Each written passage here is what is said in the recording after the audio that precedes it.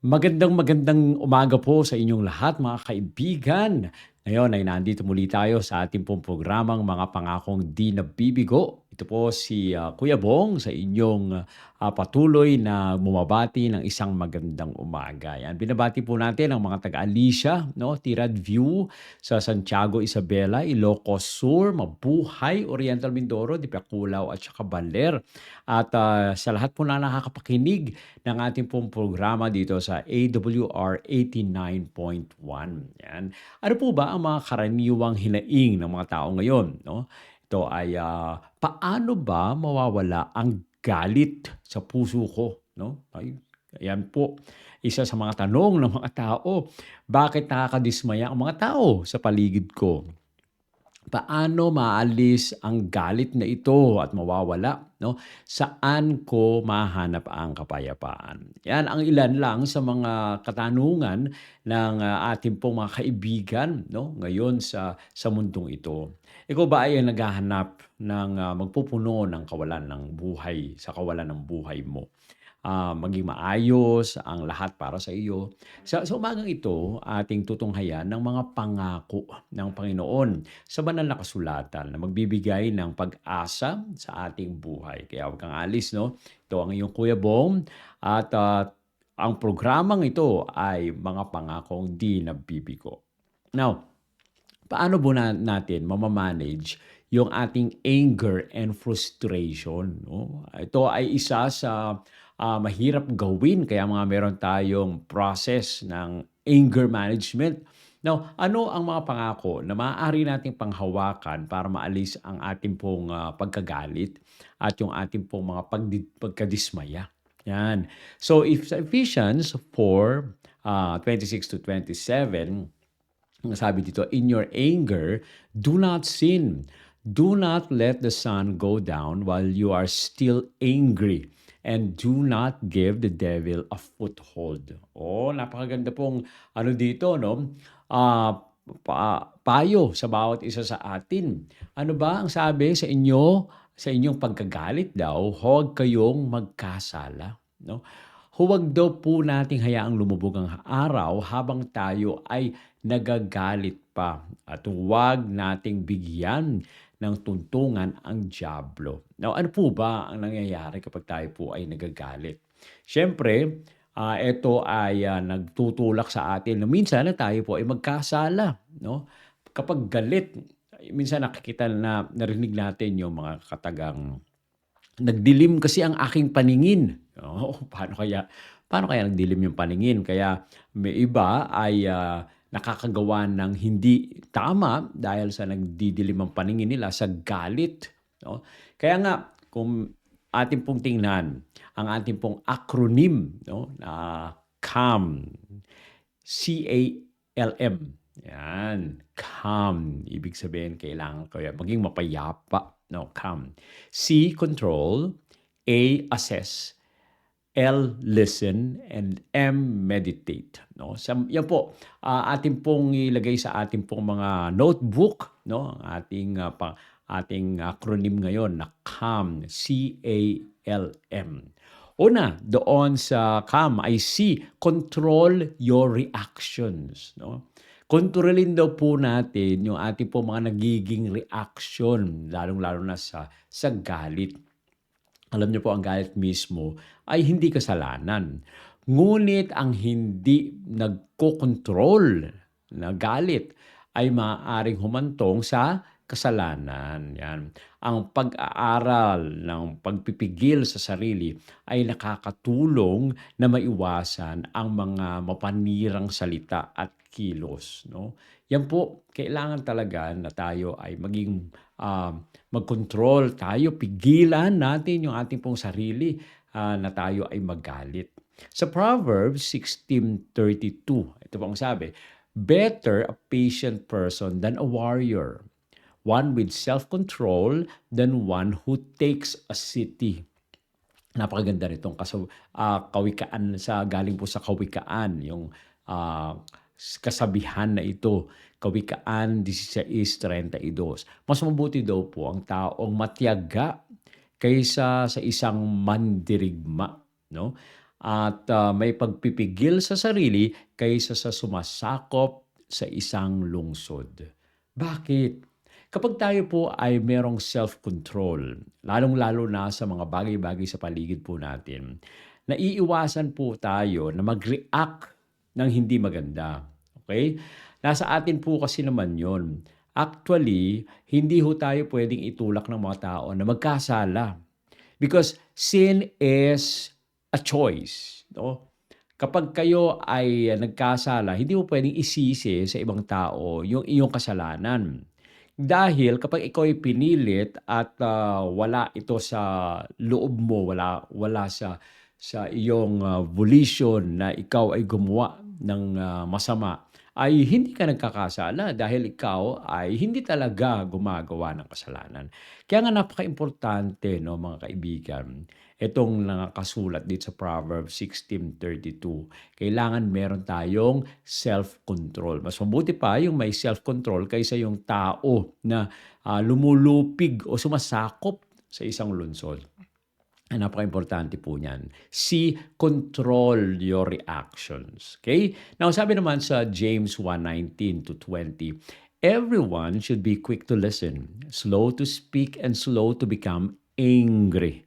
Because human anger does not produce the righteousness that God desires. No? Kaya nga po, tandaan po natin na ang bawat isa ay dapat maging mabilis sa pakikinig. No? Ano ibig sabihin? Makinig lang po tayo. Kailangan tayo magaling makinig. Mabagal sa pagsalita, hindi basta-basta nagsasalita, hindi basta-basta nagbabat in, no? Mabagal sa pagkagalit. Sapagkat ang galit ng tao ay hindi nagbubunga ng katwiran, nais ng Diyos. Kapag tayo po ay galit, kung titingnan po ninyo, kapag kayo ay galit, anong ginagawa ninyo? No? Kapag kayo ba ay galit, nagiging mabait ba ang reaksyon ninyo? Hindi. Pag kayo ay galit, ay sisigaw kayo. O kaya naman, pag galit kayo, manununtok kayo. O kaya pag galit kayo, ay mas higit pa yung gagawin ninyo. Kaya napaka-importante na tayo, you should be slow, no? Slow to become angry. Quick to listen. Dapat ang ating pong gawin. Ang sabi ni Ambrose Bierce, speak when you are angry, and you will make the best speech you will ever regret. Napakaganda, no? Binanggit dito, parang ano ito ay kataliwas, no? Magsalita ka kapag galit at gagawa ka ng pinakamakamandag na pananalita na pagsisisihan mo. Oo, talaga naman po. Kaya kung ikaw ay galit, iwasan mo na ikaw magsalita. Merong ginagawa yung iba, no? Ikaw ay magbilang. No? Pagka ikaw galit, magbilang ka ng 1 to 30, 1, 2, 3, hanggang sa maranasan mo na ikaw ay nagko-cool down na. No? Kailangan po kasi na merong pagpapigil sa inyong mga sarili. Ang sabi naman ni Eleanor Roosevelt, no? Anger is one letter short of danger. Oh, tama po, no? Yung anger, ano ba spelling nun? A-N-G-E-R. Pag nilagyan mo ng D sa harapan, danger na yon. So, napaka-importante na tandaan po natin. Kapag may anger, you are already in danger. No? Kaya tayo ay kailangan na magpigil sa ating mga sarili dahil ito ay makakaiwas tayo, no, sa mga mangyayaring hindi magaganda. Okay? So yung unang word ay C, control your reactions. Okay? And sunod ay A, assess the root cause. Suriin daw po natin yung pinagmumulan ng galit, no, yung galit natin. Ang pag-unawa kung ano ang nag-trigger, no, ang dahilan ng ating pong galit ay nakakatulong na mapamamahalaan po natin yung ating pong mga isipan.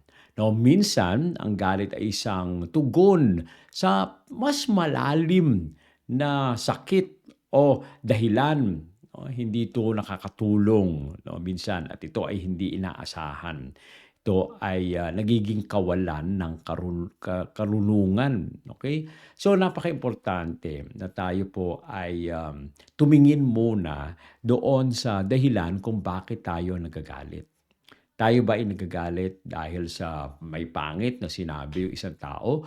O kaya naman nagagalit tayo dahil iba yung ating pong pag-interpret. Alam nyo, napaka, minsan parang hindi natin ma-explain minsan kahit maganda yung sinabi ng tao, kapag ang interpretation natin ay pangit, nagiging pangit yung reaction natin. Bakit po ba gano'n ang nangyayari? Meron tayong kanya-kanya pong mga background, okay? Maaaring kayo ay pinalaki na nag-aaway lagi yung mga magulang ninyo o yung isa naman pinalaki na kayo ay, nabubuli o kaya naman ay pinalaki kayo na hindi kayo iniintindi, 'no, ng inyong family. Now, ganito po ang mangyayari, yung lahat ng mga backgrounds ninyo, ito ang nagiging, basis ng inyong interpretation, 'no. So kung pangit ang naging background ninyo, minsan ang ating pong interpretation sa mga sinasabi ng mga tao ay iba rin. For example, kayo ay, naglalakad, 'no, at, yung isa napatingin lang sa inyo, napatingin na ganyan, parang merong iniisip na meron kayong, kamukha, 'no? Eh, ikaw parang kapag iba ang background mo na ayaw mo nung mga may tumitingin, may tumititig, magagalit ka. "Oh, anong tinitingin mo diyan? Bakit ka tumititig sa'kin?" Magagalit ka, okey. Pero yung palang tumitingin sa'yo parang parang iniisip niya, "Kakilala ko ba 'to? Parang may nakita ako ng ganito ang mukha, hindi ko lang maalala." 'No? Ta's yung pala, meron palang tao na halos kahawig mo na ito pala ay inaalala nung nakatingin sa'yo, ta's ikaw naman nagagalit ka dahil ikaw ay tinititigan. O minsan gano'n po ang nangyayari. Now, tingnan po natin kung ano yung dahilan. Bakit tayo nagagalit? Masama bang tumingin? Masama bang i-assess kung sino ka, 'no? Kaya nga napakaimportante, 'no, i-ano natin, kung ganyang mga bagay na konting kibot ay nagagalit tayo, baguhin po natin 'yon. Tingnan natin kung ano talaga yung root cause, okay?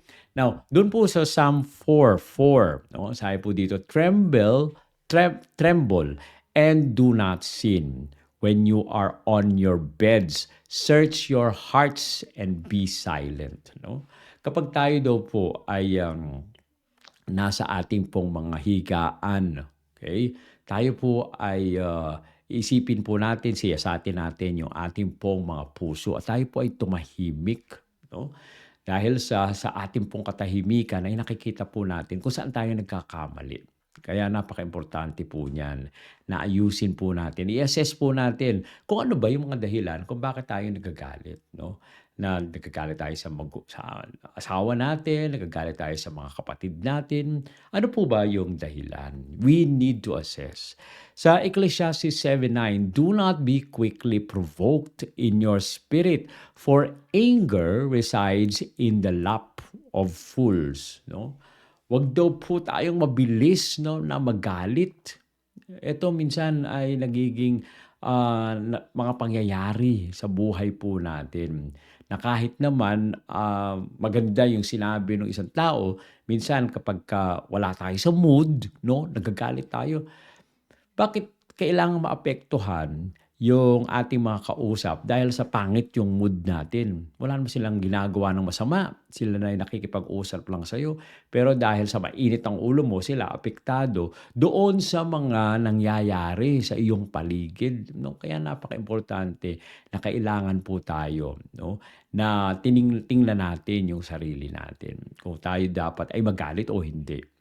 Sabi sa, isang quotation, "Holding on to anger is like drinking poison and expecting the other person to die."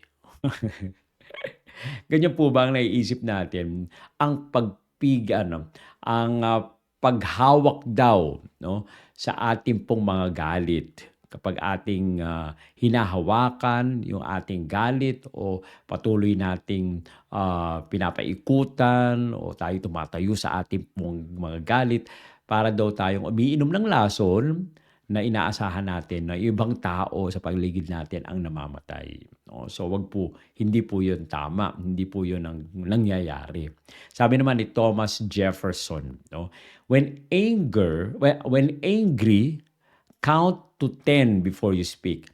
If very angry, count to 100. Ginagawa niyo po ba yan, mga kaibigan? Na kapag kayo ay nagagalit, nagbibilang ka, 1, 2, 3, 4, yan. Tapos hanggang sa pag-relax ka na, saka ka na magsasalita. Kaya kailangan din, no, kapag galit tayo, magbilang tayo hanggang 10.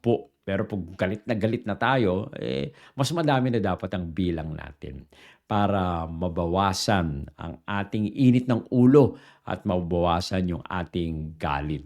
Okay? So, eto naman, sa L. Ano naman yung L? Listen before reacting. Yan, okay? Listen before reacting.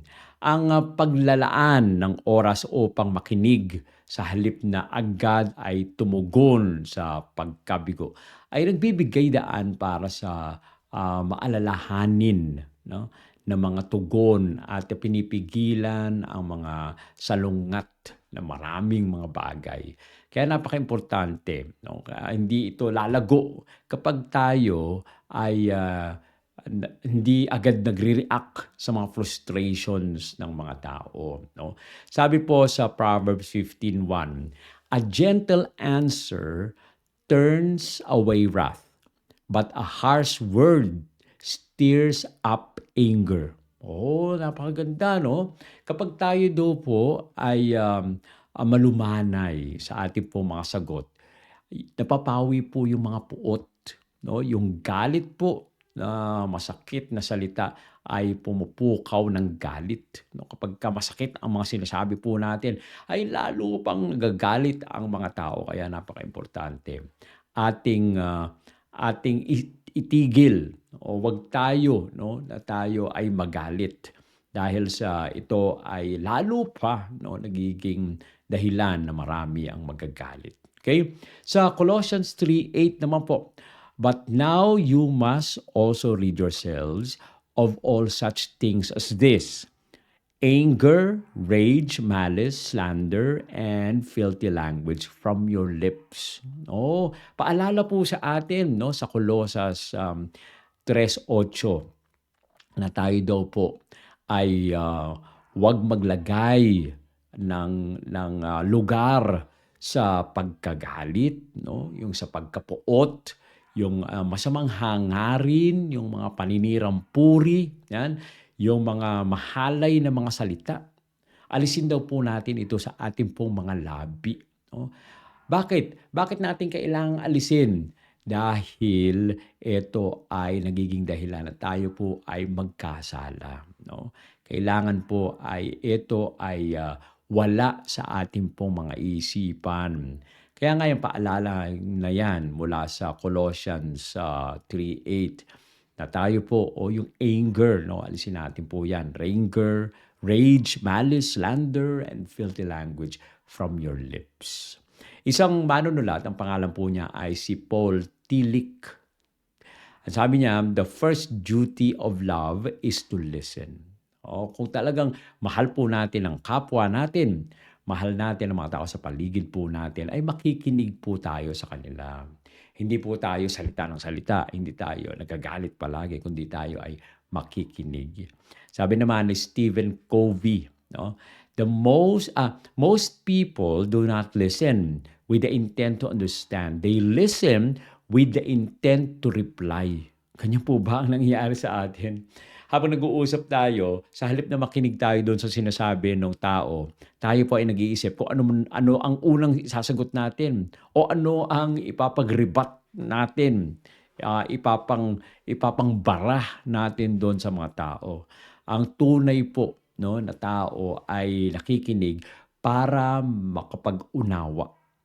Tayo po ay nakikipag-usap, tayo ay nagpapalitan ng kuro-kuro para maunawaan natin ang ibang tao, 'no? Hindi po tayo nakikipag-usap para sabihin lang natin yung gusto nating sabihin na hindi tayo nakikinig. Kaya nga tama yung paalala sa atin ito ni Stephen Covey, 'no, na tayo ay makinig at intindihin po natin yung sinasabi. Wag lang basta-basta makinig at, wag lang basta-basta na magsalita ng magsalita na hindi nakikinig. Okay. At yung last ay M, letter M doon sa ating pong calm. Sabi dito, meditate on God's word and pray. Oh, tama po, no? Magnilay-nilay daw po tayo sa salita ng ating Panginoon at tayo po ay manalangin, no? Kapag tayo po ay tumitingin sa ating Panginoon, at minsan yung ating pong pagkabigo, yung mga frustrations natin ay nangyayari, nawawala po yan at tayo nagkakaroon ng kapayapaan. Kapag tayo po ay nagninilay-nilay o nagbubulay-bulay sa salita ng ating Panginoon. Tayo nananalangin para sa kanyang tulong sa atin. Nawawala ang ating pong galit at napapalitan ito ng pasensya. Okay? Nagiging patient po tayo, no? At tayo po ay hindi basta-basta nagagalit, nagiging maamo po tayo.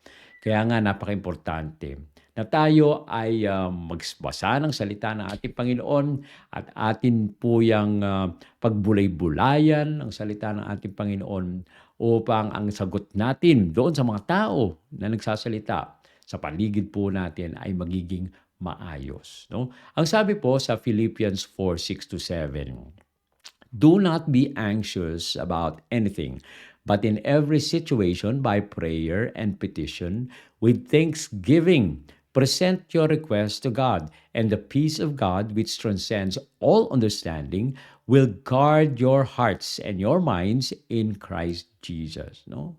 Lahat daw po, no, wag tayo daw mabalisa sa mga bagay-bagay, kundi sa lahat ng sitwasyon, sa pamamagitan po ng pananalangin, sa pamamagitan ng pakiusap, no, at pasasalamat, iharap po natin ang mga kahilingan natin sa ating Panginoon.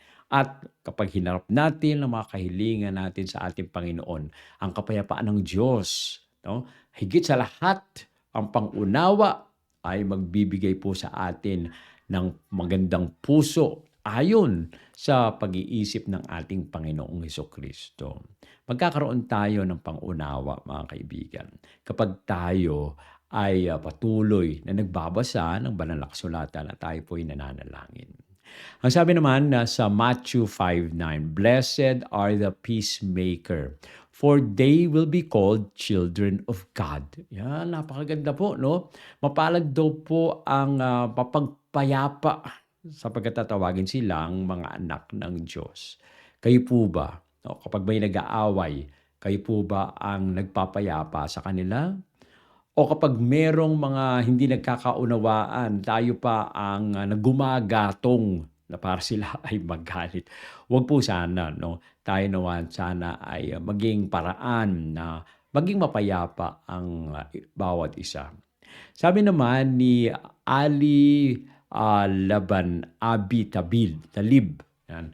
Ali Abi Talib. Sabi po niya, the moment of patience in a moment of anger saves you 100 moments of regret.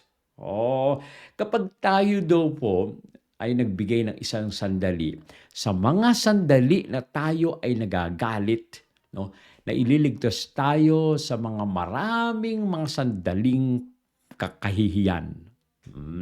Kaya napaka-importante. Kahit konting sandali lang ng pasensya. Minsan kapag nagda-drive po tayo, no, may mga ganyang mga road rage. Pwede naman nahinto lang tayo ng konti, padaanin natin yung tao, o di okay ka na. Kaysa yung makikipag-gitgitan pa tayo, magagalitan pa tayo hanggang sa bumangga na. Sa halip na nakarating ka na agad doon sa iyong patutunguhan, pupunta ka pa sa pulis, maggagawa ka pa ng police report, magagastusan ka pa, magbabayaran pa. Ayan. Ano ang nangyari dahil sa konting galit, no? Lalong dumami ang regrets sa buhay. Kaya kailangan po natin maging patient. Sabi naman ni Soren Kierkegaard. Sabi niya, prayer does not change God, but it changes Him who prays. No? Napaka-importante na tayo po ay mabago. Hindi dahil sa hindi tayo nananalangin dahil sa gusto natin na mabago ang Panginoon, kundi nananalangin tayo upang mabago tayo. Alam niyo po, ang galit at pagkabigo ay natural na emosyon. Ngunit dapat itong pamahalaan, no, sa paraan ng pagpapangaral ng ating Panginoong Diyos. So ano po yung ating pong acronym ngayon? CALM. C, control your reactions. A, assess the root cause. And L, listen before reacting. Letter M, meditate on God's word and pray. No? Kaya nga po napaka-importante. Kapag tayo po ay nagagalit, let us remember the word calm. Okay? Kapag kinokontrol natin yung ating pong mga reaction, no? Sinusuri natin yung mga ugat nito, no? Nakikinig tayo sa mga tugon ng mga tao, nagninilay-nilay tayo sa salita ng ating Panginoon, ay nagiging mabuti ang ating pong buhay, nagkakaroon tayo ng kapayapaan. Kaya naman, kailangan po, no, mga kaibigan, na tayo ay tingnan natin, pigilan natin yung ating pong mga sarili. Dahil kung tayo ay magagalit, mas marami pa na mga hindi magagandang bagay ang mga nangyari sa atin. Sa susunod na maramdaman natin ang pagtaas ng galit, no? Tayo ay huminga ng malalim, no? Ating i-apply yung calm, no? Magtiwala tayo sa ating Panginoon at tutulungan tayo ng ating Panginoon sa ating pong mga pagkabigo. No? Magkakaroon tayo ng kapayapaan at hindi ho tayo manghihinayang sapagkat meron tayong kapayapaan sa ating pong buhay. Okay? Tayo po ay manalangin. Ama naming banal Diyos na nasa mga langit ka. Sa gabi po ito, muli po kaming lumalapit sa inyong banal na harapan. Nagpapasalamat po kami sa pagkakataon na kami po ay binigyan nyo ng leksyon na ito, na maging banayad po kami at huwag dali-daling magalit, kundi kami ay maging patient. Panginoon, ang inyong nawa pong presensya ang igawad sa amin sa buong maghapon ito. Sa pangalan ng aming Panginoong Hesus. Amen. Amen. Maraming salamat po mga kaibigan sa inyong patuloy na pagsubaybay sa ating pong programa na mga pangakong di nabibigo. Kaya naman bukas pong muli, no, sa susunod nating pagkikita ay patuloy tayong pumuli sa pangalan ng ating Panginoon dahil sa Kanya lamang tayo matututo at magkakaroon ng mga pagpapala. God bless at magandang umaga po sa inyong lahat.